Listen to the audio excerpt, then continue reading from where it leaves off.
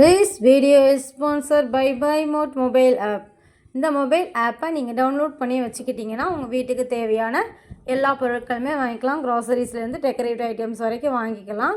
இதற்கான லிங்க் வந்து நான் டிஸ்கிரிப்ஷனில் கொடுத்துருக்கேன். அதை நீங்கள் வந்து பார்த்து தெரிஞ்சுக்கோங்க. Thank you. Hi friends, welcome to our மதியமா யூடியூப் சேனல். இன்றைக்கி நம்ம சேனலில் ரசப்பொடி எப்படி செய்யலான்னு பார்க்கலாம் வாங்க. அதுக்கு என்னென்ன பொருள் தேவைன்னு முதல்ல பார்த்துடலாம். அரை கப் மல்லி, ஒரு 10 போல் கருவேப்பிலை, ரெண்டையும் ஒரே நேரத்தில் வறுக்கிறதுனால ஒரே பாத்திரத்தில் வச்சுருக்கேன். அதே மாதிரி 1/4 கப் சீரகம், 1/4 கப் துவரம்பருப்பு, 1/4 கப் கடலைப்பருப்பு, 1/4 கப் மிளகு, அதுக்கடுத்து ஒரு 10 வரமிளகாய். இவ்வளோ தான். ஈஸியாக ஞாபகம் வச்சுக்கணும் அப்படின்னா அரை கப் கொத்தமல்லி எடுத்துக்கிட்டோம் அப்படின்னா மீதி எல்லாமே 1/4 கப். துவரம்பருப்பு, கடலைப்பருப்பு, சீரகம், மிளகு எவ்வளோமே 1/4 கப் எடுத்துக்கோங்க. அதே மாதிரி ஒரு 8லேருந்து 10 வரமிளகாய் எடுத்துக்கோங்க. நமக்கு 8 வரமிளகா போதும் அப்படின்னா 8 போதும். காரம் அதிகமாக சேர்க்குறவங்கன்னா 10 எடுத்துக்கோங்க. தேவையான இன்க்ரீடியன்ஸ் இவ்வளோ தான். இதை எப்படி வறுத்து அரைக்கலான்னு பார்க்கலாம் வாங்க. இப்போ நம்ம வந்து தேவையான பொருள்லாம் வறுத்துக்கலாம். நல்ல பாத்திரம் சூடாகட்டும். சூடானதுக்கப்புறம் வறுத்துக்கலாம். முதல்ல வந்து நம்ம கடலைப்பருப்பு கூட துவரம்பருப்பு ரெண்டையுமே ஒன்றாவே வறுத்துக்கலாம். செவக்க வறுத்துக்கலாம். இன்னொரு முக்கியமான விஷயம், நம்ம வந்து வத்தலை தனியாக வறுக்கிறத விட இது கூட வச்சு வறுக்கும் போது உங்களுக்கு கலர் மாறாது, இல்லைனா கலர் மாறிடும். அதனால் வத்தலை வந்து கடலைப்பருப்பு துவரம்பருப்பு கூட வச்சு நம்ம வறுத்து எடுத்துக்கலாம். நல்லா வறுபடட்டும். வறுபட்டு கொஞ்சம் கலர் சேஞ்ச் ஆகி வரட்டும். கலர் சேஞ்ச் ஆகி வந்ததுக்கப்புறம் நம்ம வந்து அடுத்த பொருள் வந்து வறுத்துக்கலாம். பார்த்துக்கோங்க, அதுவே சேஞ்ச் ஆகி வர்றது நமக்கு தெரியும்.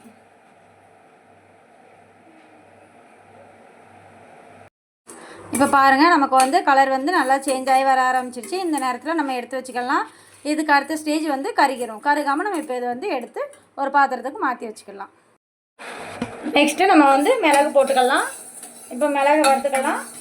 மிளகு வந்து ரொம்ப நேரம் வறுபட்டுச்சுன்னா கரைஞ்சிரும். ரொம்ப நேரம் இல்லாமல் கொஞ்சம் மிதமான சூட்லேயே வச்சு கொஞ்சம் நேரம் வறுத்தாலே போதும்.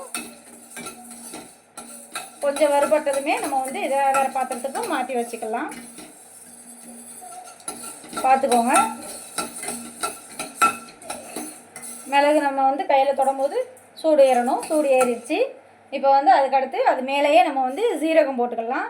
ஏன்னா சீரகமும் வந்து ரொம்ப நேரத்துக்கு வறுபட வேண்டாம், கொஞ்சம் நேரம் வறுபட்டாலே போதும்.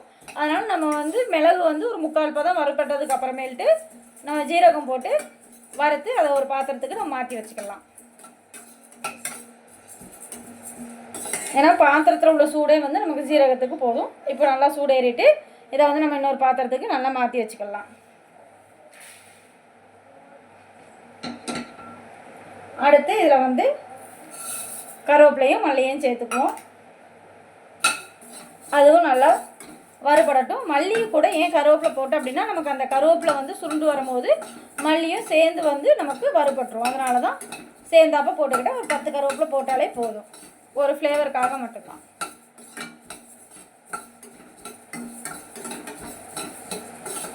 இதுவுமே நல்லா வறுபட்டு ஒரு நல்ல வாசனை வரணும். நல்ல வாசனை வந்ததுக்கு அப்புறமேல்ட்டு இப்போ நமக்கு வந்து நல்லா வறுபட ஆரம்பிச்சிருச்சு. நமக்கு ஒரு நல்ல அரோமா வர ஆரம்பிச்சிருச்சு. இந்த மாதிரி கொஞ்சம் வறுபட்டதுக்கு அப்புறமேல்ட்டு இதுவுமே சூடு ஏறிடுச்சு. போதும். அதோட அடுப்பு ஆஃப் பண்ணி வச்சுக்கலாம். இதுக்கு அடுத்து வந்து நம்ம மஞ்சளும் வந்து காயமும் நம்ம இது ஆறுனதுக்கப்புறம் அரைக்கும் போது சேர்த்துக்கலாம். இது வறுபட்டதை இன்னொரு பாத்திரத்துக்கு மாற்றி வச்சுட்டு நல்லா ஆறுனதுக்கு அப்புறமேல்ட்டு நம்ம அரைக்கணும். இல்லைன்னா நமக்கு வந்து மசாலா கெட்டு போயிடும். அதுமாதிரி மிக்சியில் போடும்போது தெறிக்கிறதுக்கும் வாய்ப்பு இருக்குது. அதனால் நல்லா ஆற வச்சுட்டு நல்ல ஒரு ரூம் டெம்பரேச்சர் வந்ததுக்கு அப்புறமேல்ட்டு நம்ம ஒரு மிக்சி ஜாரில் மாற்றி அதை வந்து அரைச்சி எடுத்துக்கலாம். அரைக்கும் போது மஞ்சப்பொடியும் காயமும் சேர்த்துக்கலாம். அது எவ்வளோ சேர்க்கலான்றதை அரைக்கும் போது காட்டுறேன். இப்போது நம்ம வந்து வறுத்து வச்ச எல்லா பொருளையும் வந்து மிக்சி ஜாருக்குள்ளே வந்து சேர்த்துக்குவோம். நல்லா ஆறிடுச்சு.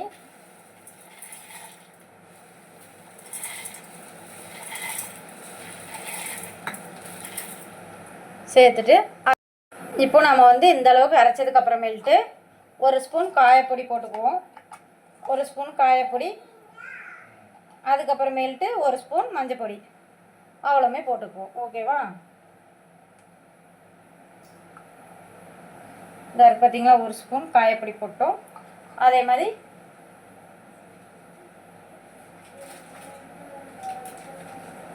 ஒரு ஸ்பூன் வந்து மஞ்சள் பொடி போட்டுக்குவோம்.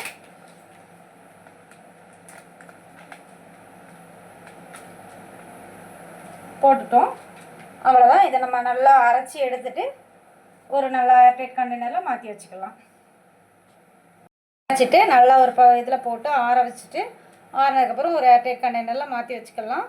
இதை வந்து நம்ம வந்து ரசம் வைக்கும் போது இதை போட்டு ரசம் வச்சோம் அப்படின்னா நல்லா மணமாக இருக்கும். மழைக்கு ஏற்றாப்ப நல்லா சுட சுட ரசம் வச்சு சாப்பிட்டோன்னா நமக்கும் நல்லா தான் இருக்கும். ஏன்னா அரைக்கிறதுக்கு ஒரு சில நேரம் கொஞ்சம் மாய்ச்சலாக இருக்கலாம், ஒரு சில நேரம் கரண்ட் இல்லாமல் இருக்கலாம். அந்த டைமில் வந்து 2 பூண்டை தட்டி போட்டு இந்த ரசப்பொடியை போட்டு நீங்கள் ரசம் வச்சு சாப்பிட்டீங்க அப்படின்னா நல்லா ஸ்ட்ராங்காக நல்லா ஸ்ட்ரென்த்தாகவும் இருக்கலாம். இந்த மழைக்கு ஏற்றாப்ப நல்லா ரசம் வச்சு சாப்பிட்லாம். அதுக்கு இந்த பொடியை யூஸ் பண்ணிக்கோங்க. நல்ல சுவையான மணமான கம ரசப்பொடி ரெடி. இதே மாதிரி மேலும் ரெசிபி வேணும்னா மதியம்மா யூடியூப் சேனலை ஷேர் பண்ணுங்கள், சப்ஸ்கிரைப் பண்ணுங்கள், கமெண்ட் பண்ணுங்கள். தேங்க்யூ.